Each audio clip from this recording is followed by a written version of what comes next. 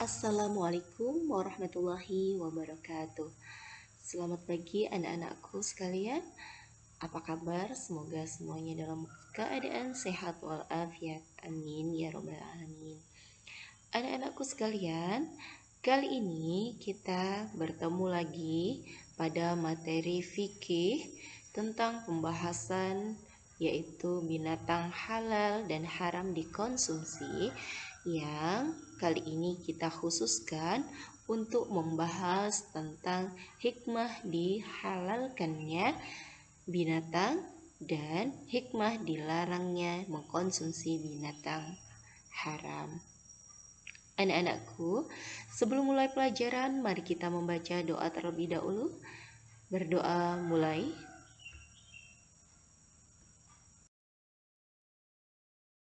Tujuan pembelajaran kita kali ini yaitu yang pertama, setelah pembelajaran ini peserta didik diharapkan mampu: 1. Menghayati nilai-nilai positif dari ketentuan binatang halal atau haram.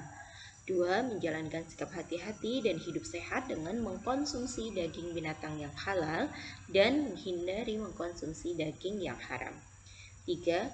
Mengidentifikasi binatang yang halal dan haram dikonsumsi. 4. Menyajikan klasifikasi binatang halal dan anak-anakku sekalian, sebelum memasuki materi hikmah, kita membahas dulu tentang tata cara penyembelihan binatang. Agar binatang yang kita konsumsi halal, maka terlebih dahulu kita harus melakukan penyembelihan dengan syarat-syarat. Yang pertama, penyembelih adalah orang yang beragama Islam dan mengerti tata cara penyembelihan sesuai syariat. Yang kedua, hewan yang disembelih merupakan hewan yang halal. Yang ketiga, alat penyembelih harus tajam agar mempercepat proses kematian binatang tersebut. Yang terakhir, tujuan penyembelihannya harus karena semata-mata untuk diridhoi Allah Subhanahu wa taala. Nah, selanjutnya, bagaimana tata cara penyembelihan binatang? Yang pertama yaitu menggunakan pisau yang tajam agar binatang yang kita sembelih itu cepat kematiannya dan tidak terlalu lama mengalami rasa sakit. Yang kedua, tidak mengasah pisau di hadapan hewan yang akan disembelih. Yang ketiga, menghadapkan hewan ke arah kiblat. Yang keempat, membaringkan hewan di atas lambung sisi kiri. Kelima, membaca basmalah saat akan menyembelih. Keenam, menyembelih dengan cepat. Ketujuh, memastikan bagian kerongkongan atau 2 urat lehernya telah terpotong. Dan terakhir, dilarang mematahkan leher binatang tersebut sebelum benar-benar mati. Selanjutnya, hikmah mengkonsumsi binatang halal. Apa sih hikmahnya yang kita dapat ketika kita mengkonsumsi binatang halal? Yang pertama, agar manusia taat kepada ketentuan Allah. Allah menciptakan binatang halal dan haram. Nah, kita harus mentaati perintah Allah. Yang boleh dikonsumsi hanyalah yang binatang halal. Yang kedua, cinta kepada hal-hal yang baik. Allah menciptakan binatang halal pasti dengan tujuan yang baik untuk tubuh kita. Sementara yang haram itu pasti ada mudaratnya. Yang ketiga, menerima dan mentaati anugerah Allah. Yang keempat, mensyukuri nikmat Allah, yaitu bersyukur karena Allah menciptakan berbagai macam binatang dan itu bisa kita konsumsi untuk setiap hari. Menjaga kesucian fisik dan rohani kita. Apa sih akibatnya apabila kita mengkonsumsi binatang haram? Nih, yang pertama dapat merusak organ tubuh orang yang memakannya.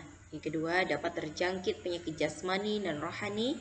Yang ketiga, tidak ada keberkahan dalam hidupnya karena ada sesuatu yang haram masuk ke dalam tubuhnya. Yang Keempat, dalam hidupnya merasa tidak tenang dan selalu gelisah. Kelima, susah menerima ilmu kebenaran. Keenam, akan mendapat murka dan azab dari Allah di dunia dan akhirat karena telah melanggar ketentuan Allah dengan mengkonsumsi binatang haram.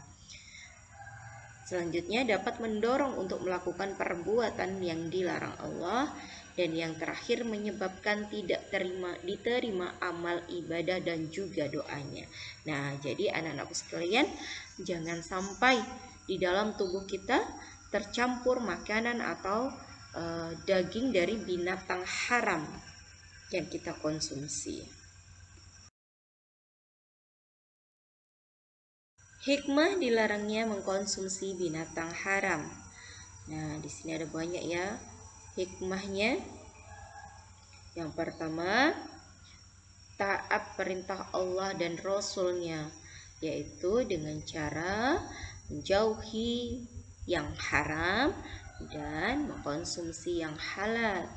Yang kedua, menghindari sikap rakus dan ceroboh.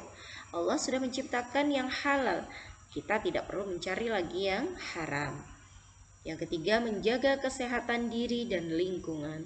Yang keempat, bentuk kasih sayang Allah Subhanahu wa Ta'ala karena telah menciptakan binatang yang halal, yang baik untuk kesehatan tubuh kita, yang banyak manfaatnya untuk tubuh kita.